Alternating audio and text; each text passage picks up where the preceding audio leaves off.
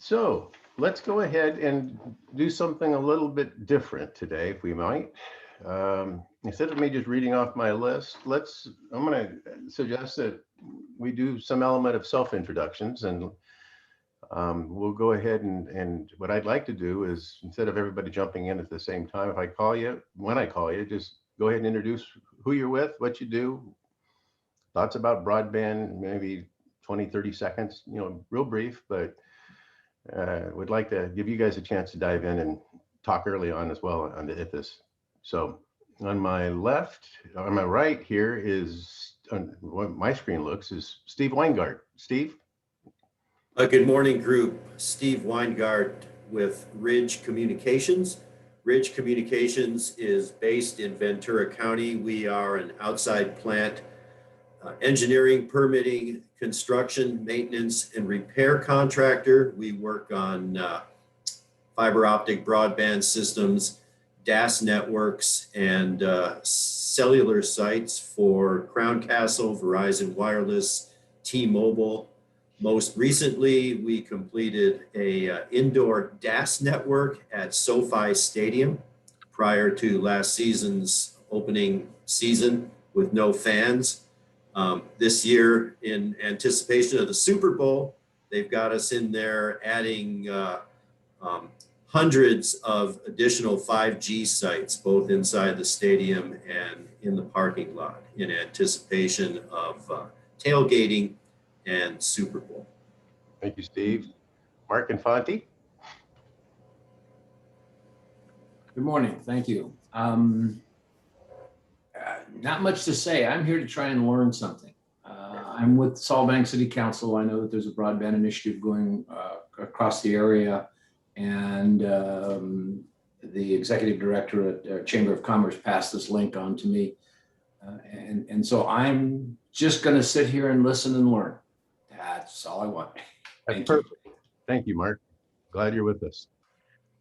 Sasha, why don't you do your own introduction? Yeah, thank you. I'm Sasha Burrows. I'm currently working with Bill for the BCPC as a communications associate, working on helping Bill with the missives and the YouTube filming and most things communications. Thank you. Brian Chong. I am Brian Chong. I am with the City of Moore Park. By day, I run our Public Information and Legislative Affairs Division, but essentially I'm a project manager, one of which is broadband advancement and deployment. We liken ourselves as probably the most agile of Ventura County's 10 cities and work pretty actively in this space and are happy to do so. Thank you, Brian. Darren Kettle. Good morning. I'm Darren Kettle. I'm the Executive Director of the Ventura County Transportation Commission. Why is transportation involved in broadband? It's become quite evident in the last year and a half. We also serve as the county's regional transportation planning agency. So we just recently took action. In fact, two Fridays ago, my commission approved increased involvement in the broadband space, including adding broadband infrastructure to our legislative platform. Also putting up a railroad corridor that we own for the purposes of broadband installation in a part of Ventura County that is underserved, and our continued involvement, my continued involvement at regional level discussions on broadband, primarily in the interest and in recognition that it is we can be in the business of trip reduction by having greater broadband availability to that very, very, very front doorstep of our homes and our communities. Noel? Hi, Noel Heredia. I'm the Chief Technology Officer of a company called Digital Value Creation, which is over 5 years old. We serve nonprofits and small businesses playing the role of CTO on a part-time basis in those organizations. I joined the leadership of these enterprises to strategize and plan how they can use a vast range of digital technologies and services to operate and be competitive with businesses and organizations many times their size. they often assume that they're small, so they can't compete. Well, if empowered with broadband and a host of other technologies, they could very well compete and be more effective, I would argue, than the others. So that's the sort of work I do, and that's why my interest in broadband and serving this cause and this mission is so interesting. Angela? Good morning, everyone. I apologize in advance. I have my 1.5-year-old right behind me, so she may blurt out a scream or a laugh or a cry. In any case, Angela Hiyama, I'm the government affairs representative for Comcast in the Central Valley and the Northern Santa Barbara County footprint. I help manage the relationship between the company and local municipalities, the business community, and the nonprofit community, and also help lead our Internet Essentials broadband initiative, which is low-cost internet service for low-income families. Our Liftstone initiative, in which we partner with community organizations to provide free Wi-Fi. The joys of working from home, right? This is Kathy. And we most recently started participating in the FCC's EBB program. So I'm helping to promote that and share that with all of our partners. So pleasure to be here. Thank you. Thank you, Angela. I'm sorry I was missing your meeting last week or the week before on Los Alamos. That's a community that's high on the priority list, and anything you can do, we want to keep that conversation going. Sounds good. Yes, we're looking at a handful of rural communities throughout our entire Northern and Central California footprint, and really excited about some of those prospects. So. Yeah. Terry Theobald.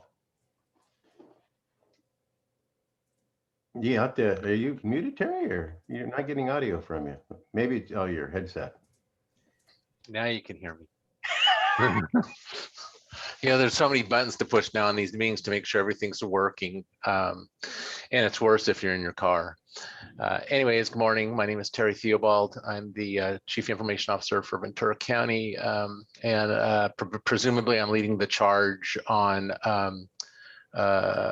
representing the county at the SCAG Digital Divide Group and also CSAC. And I know you've all heard that there are some large dollars in play, and that's really where our focus is right now. We've talked about our middle mile program. Just to be clear, we're talking about a municipal middle mile. Even if we get assistance from some ISPs to build it, a part of that middle mile will be municipal for sure. And we're basically in standing by mode. At least I'm in standing by mode, waiting for funds to drop into our lap. And they need to be significant funds. There's a lot of small grants going around right now. We need, and I'll throw these numbers out. So our middle mile municipal network is estimated at $20 million. To close the digital divide is closer to $700 million for the county of Ventura. And those are the kind of numbers we're looking at with CSAC and SCAG. That's all I have. Thanks, Bill. We can talk more about that as the meeting continues. Rubai, thanks for joining us. Thank you for having me. I'm Rubai Estes. I'm the Vice President of Programs at Santa Barbara Foundation. I apologize for the camera. I'll have it on in a bit, hopefully. We work with over 500 nonprofits in any given year in Santa Barbara County. We're specifically interested in that last mile and making sure that families that need substantial amount of broadband are receiving it, are able to access it, and are informed. So working with nonprofit organizations who already have access to some of our most vulnerable families. Thank you for having us. We're here to learn as well. Thank you for joining us. Petra? Good morning. I'm Petra Gomez, Program Manager with the Santa Barbara Community Foundation. I'm based out of our Santa Maria office, and I oversee our workforce development, childcare, and our workforce housing areas. As Rubai mentioned, we're very interested in learning how we can support the current broadband efforts. Thank you. We're excited about your interest in Guadalupe as well. So looking forward to those conversations continuing. Thank you, Bill. George Amendola. George was just there. His picture was kind of sketchy, but he's disappeared maybe. The waves are a little telltale. I hope he's okay. George is gone surfing. Steve Sawyer. We're doing an introduction? Yes, you are. Oh, I'm Steve Sawyer, Director of Government Affairs for Charter Communications, also known as Spectrum. Okay. So let me go ahead and share the screen. Oh, Sasha, you're going to have to give me permission now that I've turned over hosting to you.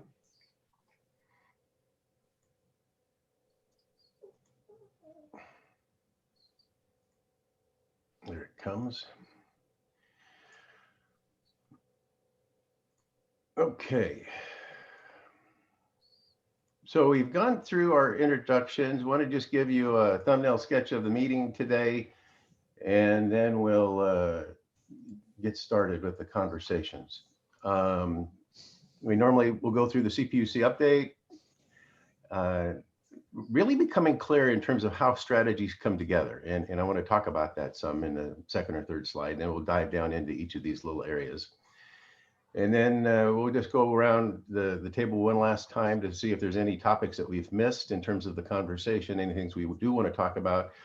Would like to talk a lot about what's happening down in Ventura County. Eventually hope to have we are having advisory meetings on a quarterly basis up north. Would like to have them more frequently and more robust in terms of specific targets in the northern region. We'd like to be able to talk about some of the northern targets as well as we get into this meeting, and to the extent that we can, and you can share that stuff. A lot of small type. Terry alluded to the fact that there's a lot of funding out there, and this is not a exhaustive list. It's just some of the high points in terms of funds that are coming together. We are funded by the California Public Utilities Commission, and pre-COVID, our charter was pretty much rural areas. It was closing, it was making sure that we could create partnerships and find opportunities to tap into CPUC funding, to go off into the rural areas and close the digital divide in that area. COVID changed everything. And so it's obviously the conversation has gotten far more robust and far more critical, urgent. And I think that it's a new world in the last 18, 24 months. So we're tracking the funding. We're engaged with trying to find partners for all of these opportunities. If there's anything on this list, or if you're interested in talking about funding and funding opportunities and collaborative initiatives, feel free to contact me, and we'll connect you to something that a conversation is already occurring, or we'll connect you to, we'll create a new conversation and new opportunities based on the funds that are available. What's really become clear, though, is that how conversations connect. And that's part of what's on the right side of this slide. We're calling it the 3 I's: infrastructure, inclusion, and innovation.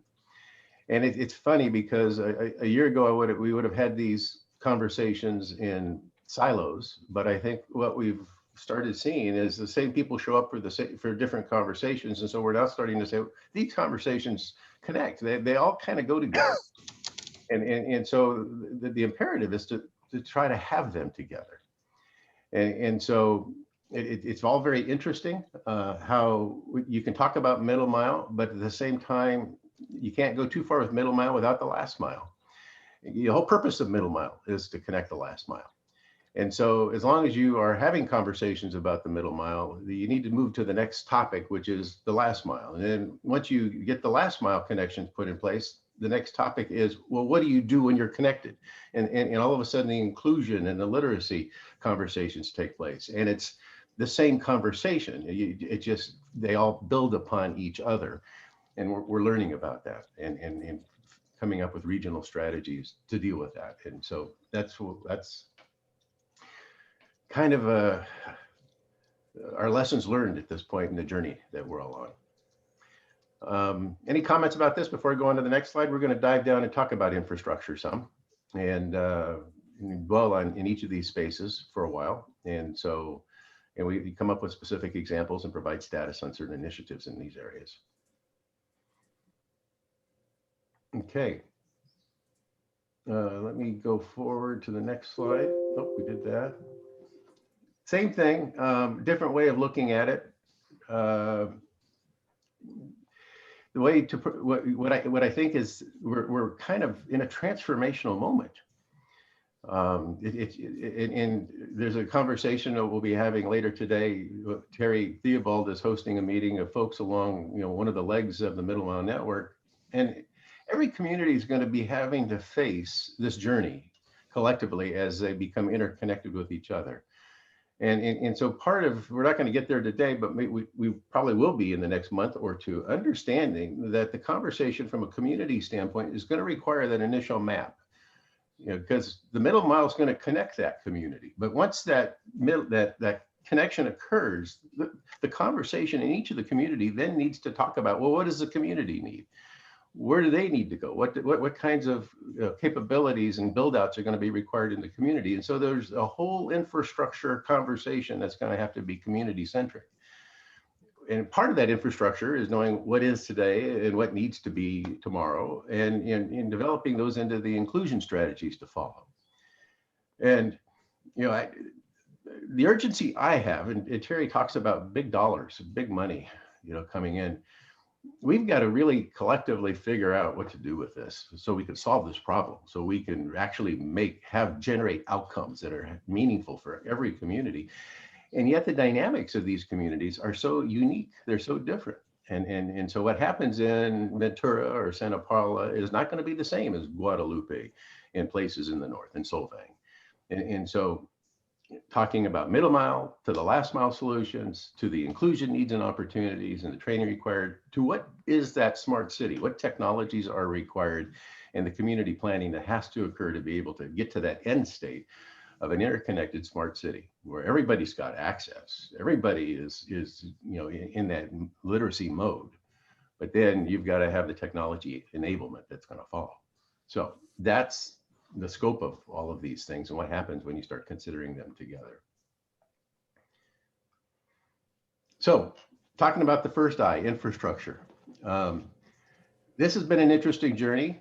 Terry can, I'm sure, tell you what he walked into. He's a new CIO in the county of Ventura. I mean, this was a new space for him. If those of you in the northern area, you're following a similar journey. There is a North Santa Barbara County Middle Mile Network that's being talked about. It's being funded. There's grants being written. The Chumash are part of this conversation as well, and showing some real strong leadership. And Guadalupe is having a very active conversation in terms of what that community is going to do and how it's going to plug in and the interconnects that could go into the community. But Terry, why don't you just explain this drawing and maybe talk about the journey that you've seen firsthand and what you've learned in the last year or so. Sure. So the drawing, I'll start with that. So first of all, the drawing came out of a collaborative effort with the Broadband Consortium, the Economic Development Coalition, the Magellan Advisors consultant that the county hired, and I'll say I had some minor involvement in it.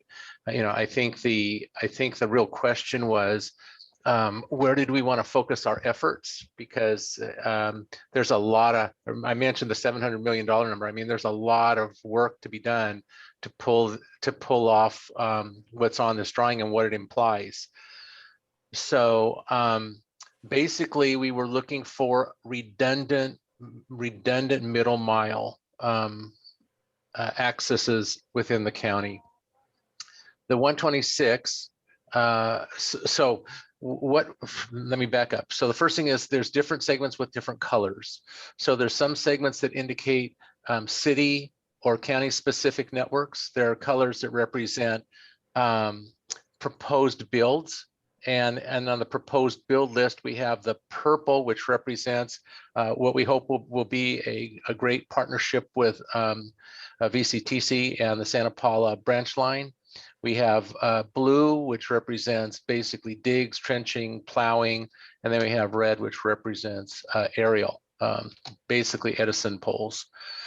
So we looked at all of our options here, and we identified the 126 as being a great path because there is a POP in Santa Clarita, Crown Castle has, that will allow us to get to One Wilshire. we needed another one and we needed another loop. And so we basically started looking at the 118, and the 118 is represented by the HJKL segments. And these numbers are basically build estimate areas. So each area that's colored and has a letter in it was estimated as a separate project.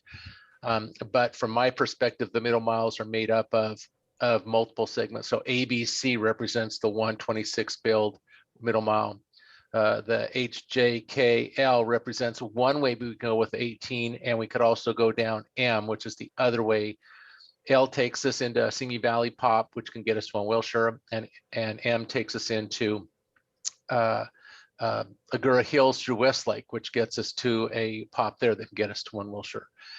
And then the rest of the segments represent connectivity from the middle mile into those. So I shouldn't say all of them, but the E, F, G, H, I all represent connections to cities in those areas. And then the last middle mile that we are focused on is the one that's D, but it also connects into the railway at point C, and it connects into Ventura on the west end of E. So that middle mile basically takes us up into Ojai and covers everything along the road up to Ojai, and then comes down the 33 into Ventura. So 3 middle mile networks. And another reason we pick these, and I think that's probably enough to be said, is we're looking at disadvantaged neighborhoods. The money we've been talking about, the letters we've sent to the federal government, the president, the vice president, the speaker, or to Newsom, and basically all of the representatives in both state and federal representatives that are in California, either for CSAC or SCAG, we have talked about closing the digital divide. So the middle mile is really focused primarily at this point, and this is new with the pandemic in my mind, disadvantaged neighborhoods. So one of the things about the 126, because it's a county municipal middle mile, is we can pick up Piru, parts of Fillmore, parts of Santa Paula, Saticoy. We can very easily come across to the 118 close to Ventura, and we can pick up El Rio and Nyland, and we can also come up the other way and hit Somas. So there's a lot of county areas, disadvantaged areas, that get covered by those two segments. And of course, there are a lot of other reasons we're doing municipal middle mile. There's underserved, they're not disadvantaged necessarily, but they just don't, there's no business case to provide internet. And we can support that as part of this. And then if there's no ISPs that want to help leverage or come up with a cost model that work for the disadvantaged neighborhoods, then we can also step in and use county incentives or county subsidies to support the disadvantaged neighborhoods as well. I think that's enough. Yes, Bill? Well, what's interesting about this, Terry, is it's occurring in a way that we've never seen before. I mean, I'm reading a host of articles that basically say there's going to be a lot of freedom and flexibility for you as a municipality in what you do, how you plan, what you use the money for, where it goes. I mean, are you hearing the same thing? Yes, it used to be they didn't want government involvement. But what I've heard is that as a whole, private industry really hasn't stepped up to take care of the areas that like we expected them to. I'm not saying this. This is what's in the press. This is coming out of Sacramento and the federal government. And as a result of that, they feel that government needs to be able to do some of the things that we might have expected private industry to do in the past. So they're really looking for the partnership primarily, but they're providing the flexibility of it. If you can't achieve that, then feel free to do whatever you need to do. So it's an interesting collaborative moment, because you're going to have the funds, there's going to be engagement of partners, but if the partners, they can't make the business case, it's not going to stop you from solving the problem. Absolutely correct. Yeah, it's going to be interesting to see how this all unfolds.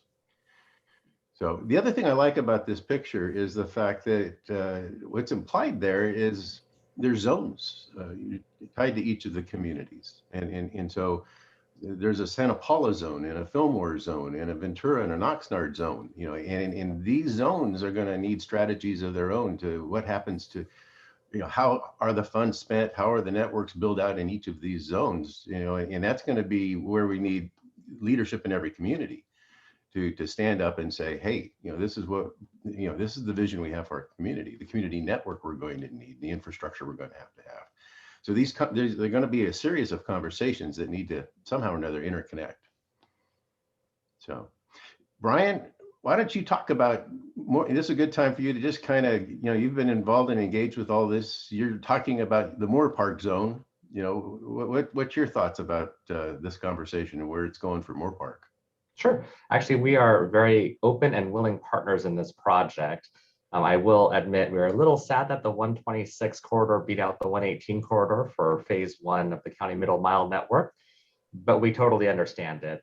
The community need and the metrics used are fair and good for society and good for the world, so we're okay with it. From the standpoint of a municipality who's looking to partner in something like this, it's a two-way street, right? We want to help the region. We also want to help our community. And what this looks like, if you go into that K section, the incorporated parts of Moore Park, as opposed to the unincorporated area surrounding it, primarily are those two green lines, kind of the lowercase c shape. What those are traffic signal interconnect systems that are already physically in place here in Moore Park. And of course, it's a win-win situation when we can use that existing infrastructure to lower the cost of building out this middle mile network. And of course, there are physical conditions out there that lend itself towards collaboration. So I think one of the things that we can hold up and say, okay, great, we're helping deploy broadband for this region. How is that affecting the average resident or business here in Moore Park? And so I'll just use the kind of the lower half of that C, is Terrahata Road, a major thoroughfare, 4-lane street through here in Moore Park. And we have an interconnect system for our traffic signals there that was installed, I think, when I was in high school. So way back when. It's an old copper line system. And what the high level discussions are for what it would take to use that and how the city can benefit directly is, as part of this install, we can get the regional group, the coalition group, to remove and replace that old copper infrastructure in our conduit with new fiber optic conduit. What that means for us is we can now, at a vast discount from us putting in the fiber ourselves, we can upgrade our traffic signal interconnect system to handle the video, to handle the technology and data you need to make it into a modern interconnect system and really help traffic flow through that area. We have parks. We have a high school that's directly adjacent to that run. And now we can, put little junction boxes there. So if we want to put Wi-Fi in those parks, or if we're having a crime issue, want to put up some cameras, we can do that all of a sudden. And so, the win-win deals are the best kinds of deals to make. And there's a lot of win to go around on all sides in a project like this.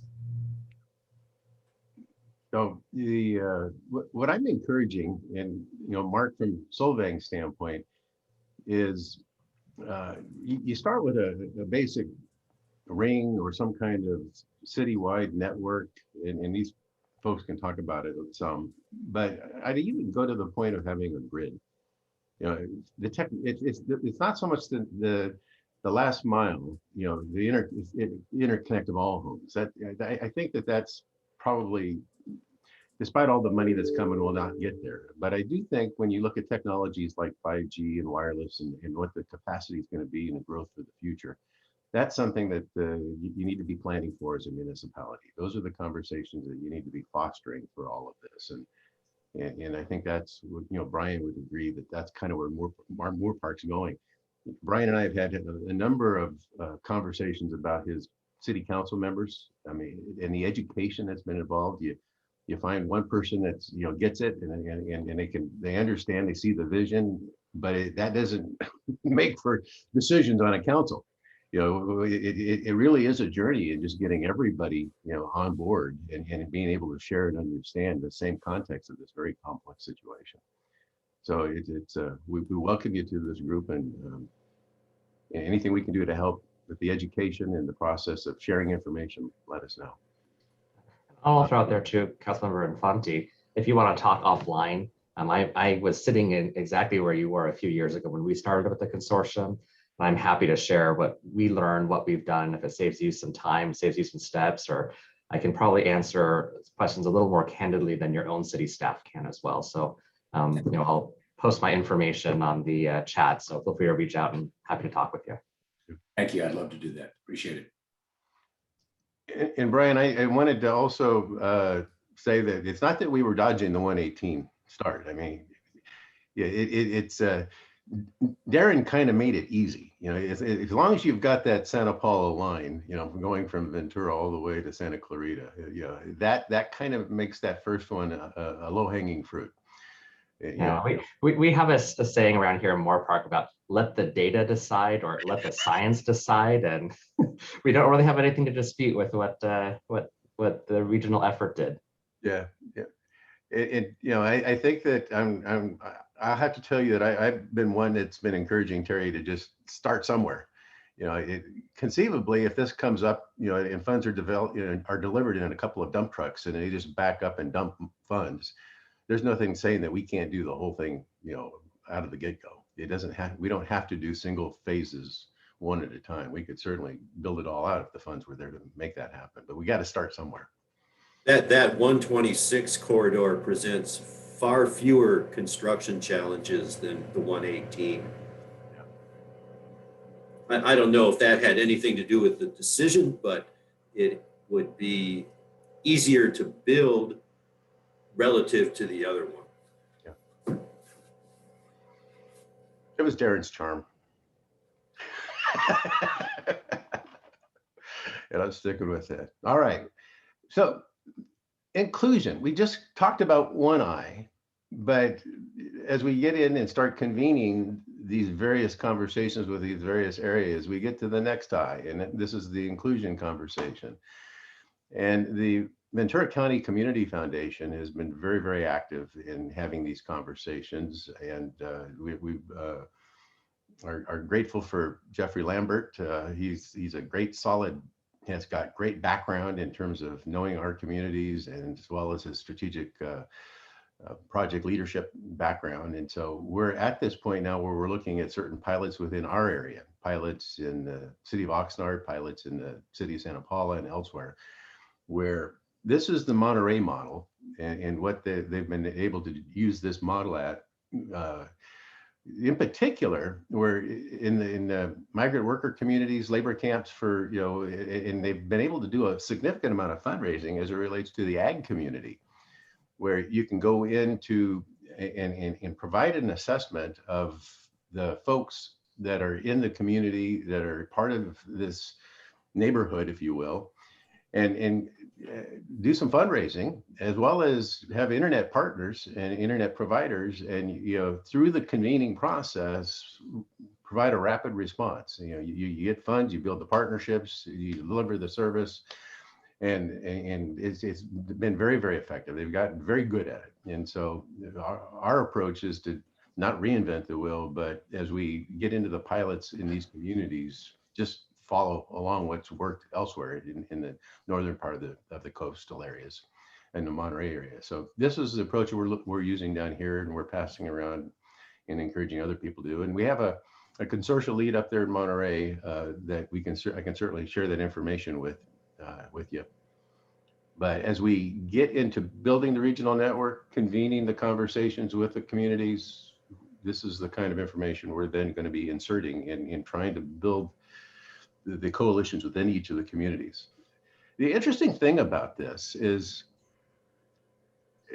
how unique each community is. There is no one solution. You just can't go and do exactly the same thing here and there. Every stakeholder's needs are going to be unique. Every community's complexion and culture is going to be unique. Every outcome that they design is going to be unique. And so we can advocate the process, but we certainly can't do it necessarily for them. We're going to need civic leaders within those communities to do it themselves, and they're going to be responsible for defining the outcomes that have the most meaning to them.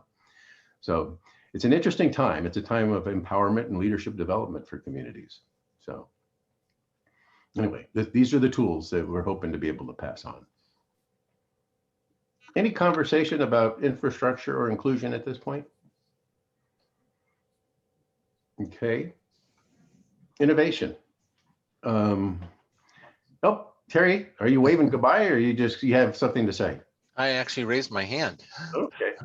Do you? So can you go back to the inclusion slide, please? Sure. And sorry, I had to drop off there for a second. Okay. So just, I wanted to say two things here. The first one was, if it isn't clear, so where the county is at phase 4, which is we've applied for state and federal funding both, at these large levels. And then the other thing that we've been talking about at Digital Divide is, and this addresses the comment about how different everybody is. So there's certain commonalities. So one of the commonalities is permitting. So we're focused on permitting and keeping the permitting streamlined, keeping the cost equal. So we don't want some people to charge 3 times to pull a permit for a dig. We want everybody to be reasonable about this. So the people doing the construction, the people paying for the construction are not overburdened with process or cost. And another example of that is my view, and this goes back to the picture, and the picture I adopted for myself early on was, if you think of us as an arid area, Ventura County, and the early settlers move in, one of the first things people need when they come to new areas need a water source. And that's kind of where we are. We're in an arid area, an information arid area, and there are a few water sources. And so as we start talking about bringing in water, we have some people that want to start talking about building aquatic parks or aquariums or fountains or whatever it happens to be. And what I'm focused on is the aqueducts. I'm not too concerned about what you're going to do with the water at the end of the aqueduct. I just want to get the aqueducts in. And the other example of that would be transportation. Darren and I have talked about this. Where you start building communities, but if you want more people to come to the area and you want people to be able to come and go and add value and wealth to the area, you need to provide access. And the access we start working on freeways, so that people can get in and out. And then once you have those main thoroughfares in, then you can decide how you're going to build where you need to build your off ramps. You can start deciding how you're going to build your city streets and your neighborhoods and all that sort of thing. But if you don't have the infrastructure in place, and I'll give you a great example of that because I own property there, Lake Los Angeles. I don't know how many people have heard of Lake Los Angeles. It's up in the Palmdale area out by Mojave dry lake bed, and it's a dry lake bed for a reason. And there was a whole community built out there. There were 2 lakes, man-made lakes put out there. We own 2 lots in Lake Los Angeles. Go forward 40 years, those lakes are dry. There's one 2-lane highway that gets out there, and the community has just fallen into disarray. It's one of the highest foreclosure areas in California. So, sorry, got on a detour there. In the inclusion part, what we're really focusing on is we're focusing on permitting, we're focusing on the middle miles, we're focusing on disadvantaged neighborhoods, and then the specifics of how individual entities, jurisdictions want to take that and leverage it for their particular areas to some degree is up to them. And the only thing we're going to be working on with the Digital Divide Group, because they're the ones that will actually receive the money, is to make sure that, one, the projects are well thought out, that they serve disadvantaged, underserved areas as a priority. And the other one is that because this is county, federal money or state money, we don't want to be indiscriminate about how we involve our partners. So, for example, one of the ones I mentioned was Crown Castle. Crown Castle operates in parts of Los Angeles, it operates in parts of Ventura.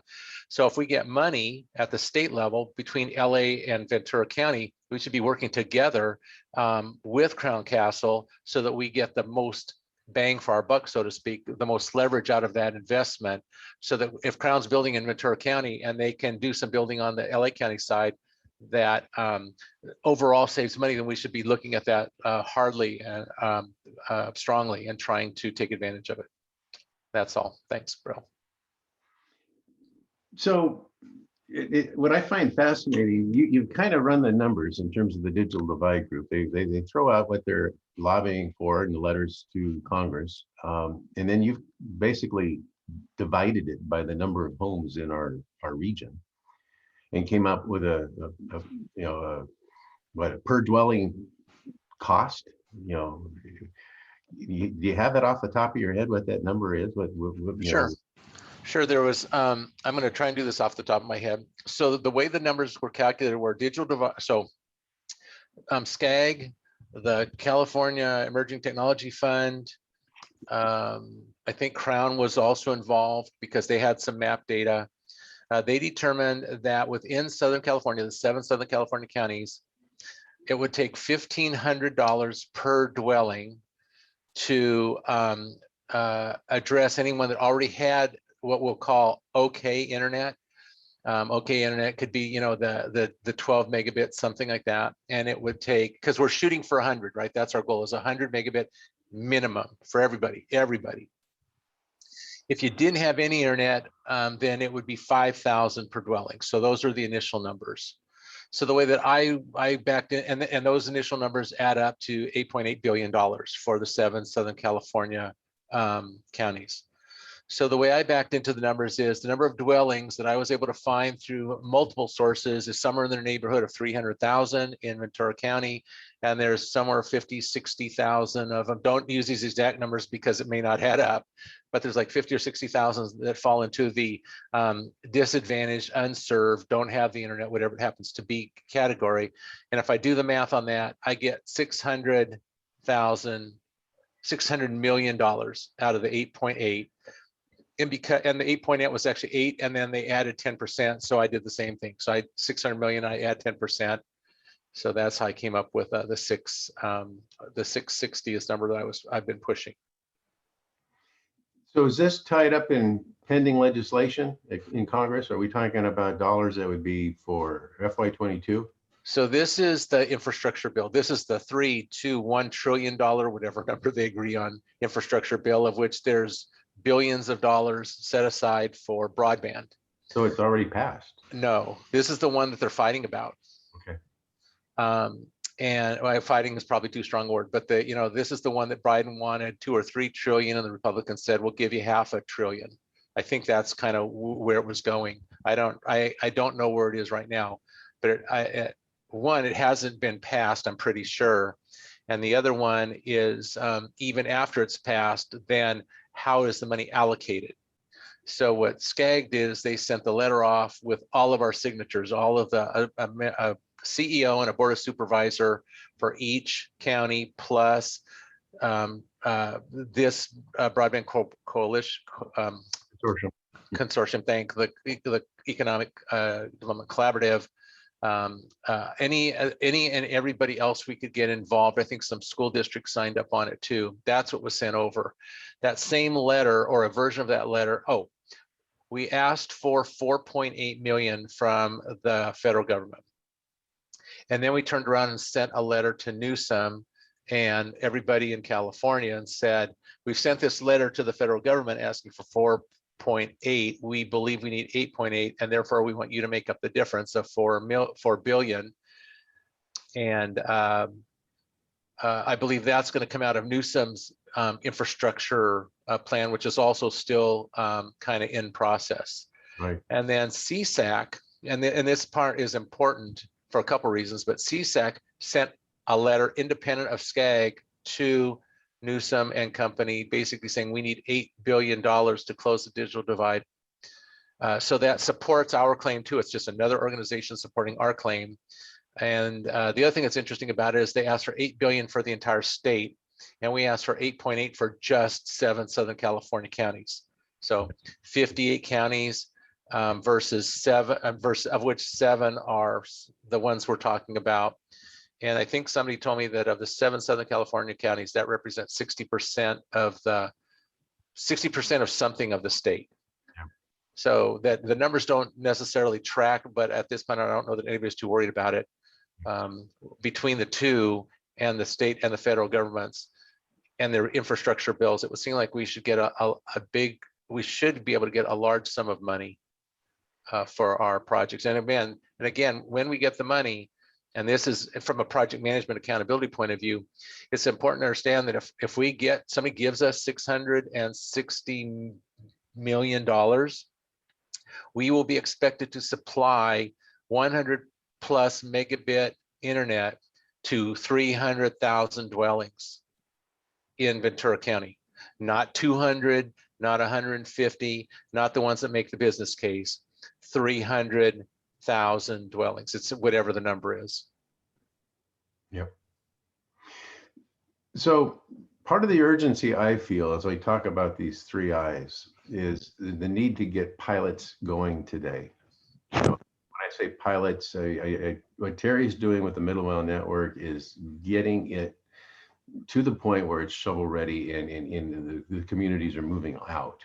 When you talk about inclusion at the Community Foundation, starting to go into communities and do this stuff.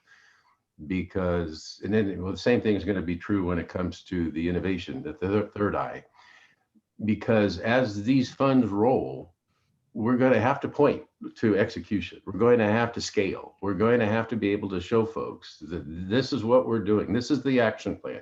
This is where it's going. This is, because unless we have something that we're marching to, a direction that we're going, we can point confidently that says, we're building this network, we're solving these problems in these neighborhoods, we're creating these technologies. That action is going to speak far louder than what are you going to do with all this fun, all this resources when it arrives. And so I'm feeling this urgency to get these pilots up and running and performing.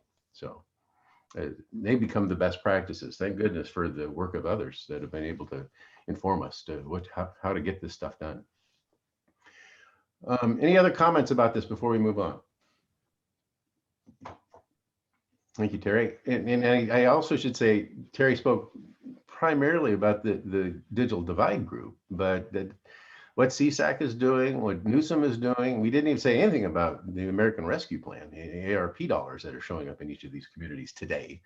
I mean, it's just amazing, the resources that are coming that are going to be applied in this area. So this is a picture of Bill, this is Angela with Comcast. Just to go back on that discussion, I'm curious to hear from the group if any of you were looking at leveraging these dollars for any projects and were looking to partner with an ISP. What do you need from the ISPs to make this happen? If you had a wish list that you could, make an ask of, what would be on that list? And I'm asking so that I know we don't service Ventura County, but these conversations are all very new to us as well. And so if there are opportunities to partner, we want to be prepared and be willing and able partners in these efforts. That's a good question. And Terry and I have talked about it in that it is delicate. In the same time, we want to embrace every opportunity we can possibly have. And so I think that we need to create some kind of methodology to be able to share the interest that you have, the interest on both sides, and figure out how these connections can occur. And I think the subject came up this last week, Terry, related to NTIA, and that particular opportunity. And so, municipalities need to lead, but they want ISPs to be partners. And it's not that we don't want those opportunities. We just got to figure out how to open the door and make it available to everybody. Thoughts, Terry? Sure. So thanks for the question. I think it's an important question, and I'll tell you what our answer is. So the simplest answer is that this is public money, therefore it needs to be competitively bid. So we can't just give any ISP money. Now, if the ISP had a specific situation that would which would dictate that competition wasn't necessary, and I'm not sure what that would be, then there's certainly a place in government code that allows us to consider that. But short of that, so what we did is the first thing we did is we put out an RFI. And anybody that wanted to respond to the RFI could. And the goal of the RFI was to ask the ISPs kind of the opposite question, which is, what do you think? What do you think we should be doing? How should we go about this? What would you be willing to bring to the table? And unfortunately, everybody that responded pretty much took the approach of, it's like an RFP. And unfortunately, we just didn't provide many requirements. And so it was difficult for people to respond to, and we recognize the wording probably wasn't correct. So now that we've done the RFI, we're not going to go do that again. We will issue an RFP. We'll issue an RFP for each segment that will tell you what we're looking for specifically. And I also want to return here to a thing Brian said. So Brian, we're not done with the 118 yet. Our original, I talk a lot about the 126 for the reason that Bill mentioned, which there are a lot of reasons, which I've also, I think, you know, why I like that the 126 is sort of the trial or the model project. But I believe when we issue the RFP, we're going to issue the RFP for the 126 and the 118 with the primary focus on the 126. But we could remember I said leveraging opportunities. We could leverage partners if we talk about both of those at the same time. So that's our thinking at the moment. I will say, while you were away, we were saying very kind things, not sarcastically, about your methodology. Oh no, I was listening. I just had my video off, but I've been here the whole time. Oh, I mean, for when Terry was away. Okay. The other thing is, from an RFP process, one community may have a different business case for 2 or 3 different ISPs, you know, and I think that what the RFP process would do is allow the municipalities, county, cities, or whatever, to determine the best return on investment collectively for both an ISP as well as the application of public funds. For example, if it's $20 million, one ISP says we can co-invest $10 million, and so it becomes the retail value of the deal is a $10 million investment for public money versus a $15 or $20 million investment. That makes sense. So it's not just who's going to give us the best bid for the entire thing. It would be who is going to be doing this. It's in their business interest to participate and collaborate. We can do it together. And so I think it takes on a whole different dynamic of true collaborative investment into these neighborhoods. And that's, you know, I've grown up in the world of public municipalities, cities, county, and the Navy. And typically industry just waits and bids on an RFP, lock, stock, and barrel. I don't think I think we're going to have to grow beyond that. I think this is going to all be about collaborative investment, where it's going to be, the competition is going to be on a scale of who can put resources in and match for the resources available. So it's a more complex conversation. It's a good thing. So this is Steve Sawyer. Can you hear me okay? Steve? Yeah. I just have a question for Terry regarding the RFP process and the timeline. We're having problems hearing you, Steve. Can you talk closer to the mic, or I don't know if you're on speakerphone or however you do it? Yeah, can you hear me now? Oh, it's much better. Okay, I just had a question for Terry regarding the timing of the RFP. Do we know yet how long the review process of the RFI information is taking and when we can expect the RFP? Yes, it's a troubling question. I'll tell you why. So the RFP is done. We're done evaluating it, and we're ready to go to the RFP. Bill mentioned I'm a new CIO. This broadband activity is a full-time job, and unfortunately, it's not all that we have going on at the county. And so, in a perfect world, the RFP would be going out in the next 30 to 45 days. I suspect it will take longer, but our goal is to work with our consultant Magellan to get that RFP out on the street, because I would argue we are dig ready, but we can't sign a contract until we have funding. And the funding doesn't look like it's particularly close at the moment, given the politics revolving around that, both at the federal and state level. So I suspect once the politics settles down, we will still have another couple of months before we have what we would consider to be a guarantee funding source that we could then count on, and the board would be willing to approve a contract to go forward. That being said, the components for the RFP are mostly here. Bill mentioned we have a meeting later today, he and I, and the 126 jurisdictions. And part of what I'm looking for here is what are they looking for? Because it doesn't make a lot of sense for me to send out an RFP focusing only on the middle mile. This is why I was hoping the RFI would help, when those jurisdictions might say, well, these are final mile projects, last mile projects that we're interested in doing. And I think that might affect the outcome of the RFP, depending on the specifics. So that's not a great answer, but that's about as good as I can give you right now. Probably a couple months on the RFP, but it really depends upon legislative progress and funding. No, that's great. Thanks, Terry. I really appreciate it. Sure, thank you. Bill, George here, calling in from Portugal, and I hope everybody can hear me okay. I'm on a short time schedule now, but to follow up from some of Terry's comments, I'm wondering what the time frame is of the expected future funding still tied up in legislation, and if there's any carve-outs for the funding supposed to be used for broadband from the American Rescue Plan. Questions, thank you. What I'm hearing and what I'm seeing is from the American Rescue Plan is it really is a mixed bag. You know, it's the priorities are all at the municipal level. And each municipality is doing a different thing. We have been contacted by several that are very interested in coming up with broadband strategies and following in the footsteps of what Brian's done in Moore Park, Ventura, and Oxnard have already done. I mean, and we're seeing some of the American Rescue Plan activities being talked about and budgeted for those monies by other communities. But I think it's a mixed bag. I think different communities are placing emphasis on different activities.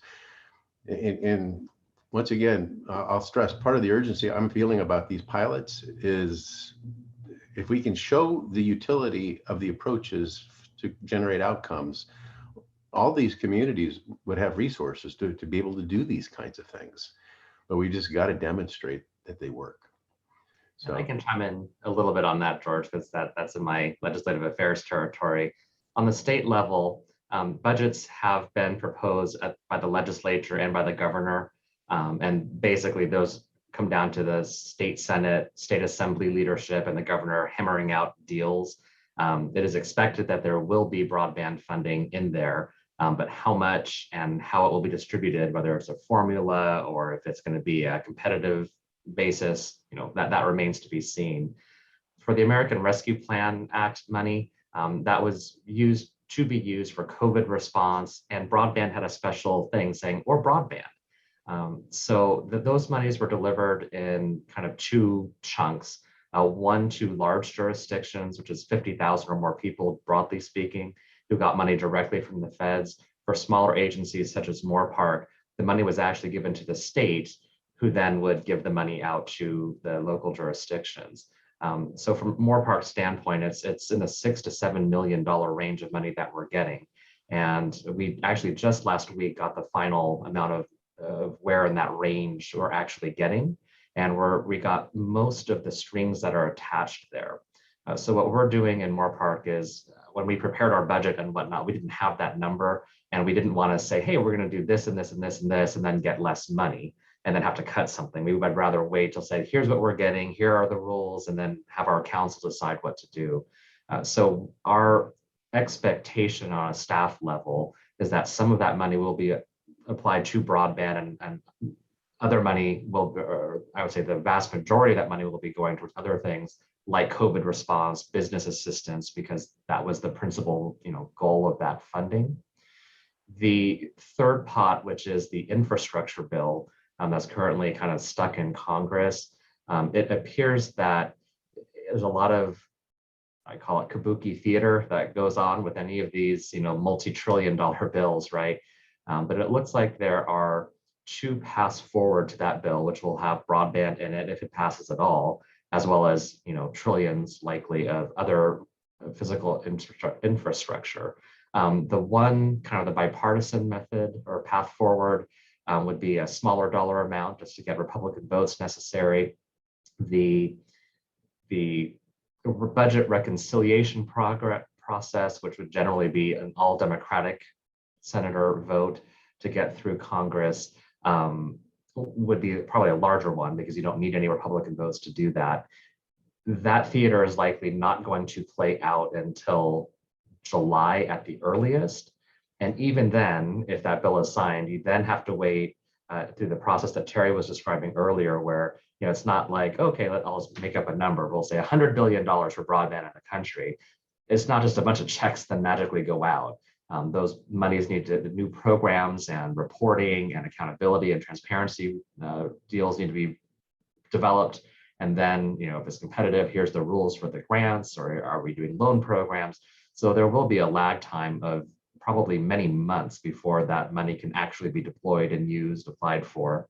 And I think that the name of the game now is for people with projects to be getting them ready so that as soon as those grant solicitations or loan programs come out, you've got everything, all your ducks in a row, and you just go for it and run.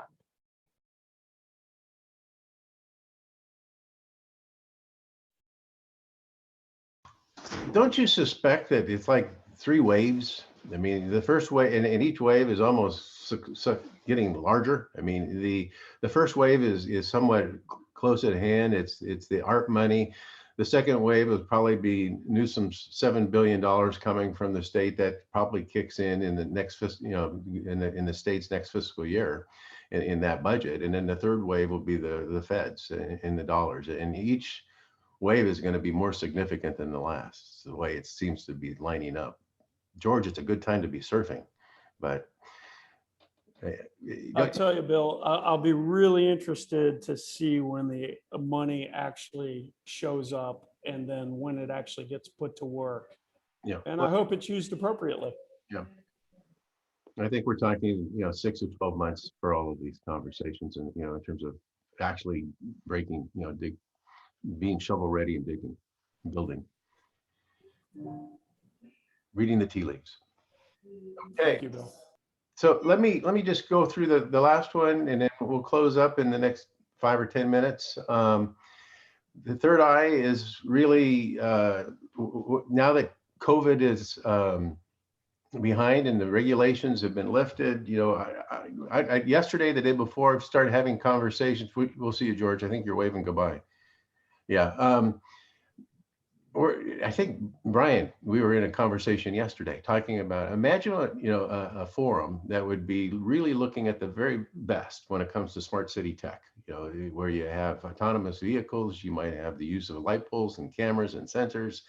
You might talk about, strategies for tourism, strategies for parking cars, and, knowing where what is the whole breadth and scope and portfolio opportunities that would exist in today's technologies to be applied in a smart city. Imagine you can go someplace and see this stuff. And it's not just you, but city council members, city management staff, but we want to create this kind of environment where, as the infrastructure is put in place for smart cities to exist, that local leaders have the opportunity to see this stuff, understand this stuff, put the business case together related to this stuff, because it's a whole new infrastructure and a whole new set of technology applications. This is a truly transformational moment. And so with the funds that are available, with the conversation that's occurring, it's once again, the third wave, the third eye of this stool of connection. And that is, what can you do with it? And this all spans social services, it spans education, public safety, all telehealth, all aspects of what occurs in communities. So we're talking about it. We're doing some piloting, this particular innovation pipeline of ideas where you take it from an idea and you develop into a capability. It's been proven academically, and we've been doing this in certain regions for years. Silicon Valley's gotten very good at this kind of stuff. And so we just want to bring together partners and convene conversations, and as a consortia, foster this dialogue and these resources for leaders to be able to do this. So it's in terms of the first two waves that we talked about, the infrastructure and the inclusion, they're way ahead. This one is not too far behind, but I think we'll be reporting some exciting progress this year in the pilots that we're talking about, and more details to follow. So this is an interesting time in that it's June. A number of folks got back to me over the last day or two and said they wouldn't be able to make it because of vacations and a number of conflicts and travel and those kinds of things. I'm appreciative of the fact that you're here and that we're having the conversation. So we'll keep pushing on. A lot of organizations go dark in August. We won't. We'll keep the conversation alive and going. This is a critical time for this conversation. So I've shared with you what I was intending to share. Any other thoughts that you want to put forth to the group before we adjourn? I can give a few updates from Moore Park unless anyone else has anything more pressing. But just wanted to share a few things. I just kind of give an update just as background for those who are new to these calls. Several years ago, Moore Park, our city council directed staff and put money where their mouth was, so to speak, and we hired Magellan advisors actually before the county did to develop a broadband strategic plan for Moore Park. Basically, here's the steps you need to take to advance the deployment and speed up the deployment of broadband in Moore Park. We have done a number of those things. Basically, about 10 out of 12 things that were recommended are now done or underway. The big one right now is the concept of a meet me room, which would basically serve as an off-ramp to the middle mile highway that Terry is talking about. And it's $1 million project. So what we need before we invest that kind of money is to just channel our inner Kevin Costner and answer the question, if we build it, will they come? And so what we've done is we have an active RFI out. We kind of learned from the county experience too on this, and we made it very clear it's not a purely open-ended response, although there is room in our stuff for that. But it's really complete this worksheet. Are you interested? If you are interested, what kind of equipment would you need in this? How much space would you need? How much are you willing to pay? And a lot of technical specifications. And that is out right now. We actually have an informational meeting this afternoon with at least 6 ISPs who have replied so far. If anyone wants an invitation, just let me know. My email is in the chat. I'll also be happy to send you the link if you want to listen in. But we're looking for ideally a demonstration of intent that, again, if we build it, they will come. And at that point, we could build it, lower the cost of entering the Moore Park market for broadband and as well as surrounding areas. And we're moving forward with that. Another thing that we're doing is technology scouting. So I'm speaking to the innovation slide that Bill was just talking about. We have engaged a technology scout to identify these are the smart city technologies that now exist. We did this, about a year and a half ago, and the market just wasn't there. There were some neat technologies, but they didn't actually solve real world problems for us here in Moore Park. Our sense is that, as technology has evolved and gets refined, there's been a shift in the market. And, we actually had a series of meetings with all of our departments and our technology scout last week. And the technologies that are out there now are actually pretty exciting. Just to share a couple. We're looking at technologies possibly for smart storm drains and catch basins where, hey, I've got a bunch of leaves, I've got a bunch of, debris in me, and I'm not going to carry water through and I'm going to flood. And if we can get that proactively notified, awesome. If we get, let's say today, a bunch of water in a storm drain, then we're going to say, hey, wait a second, we're entering a drought. Someone is overspraying their irrigation. And we know it goes on at, 7:37 p.m. at this location. We can go out there and say, hey, there's this house, and say, hey, adjust your sprinklers. It helps with storm water prevention. It helps with, fixing landscaping and minimizing water waste. Those are great technologies. We're also looking at things like smart lighting, especially because we're subject to SoCal Edison's public safety power shutoffs, and that affects streetlights, that affects signals.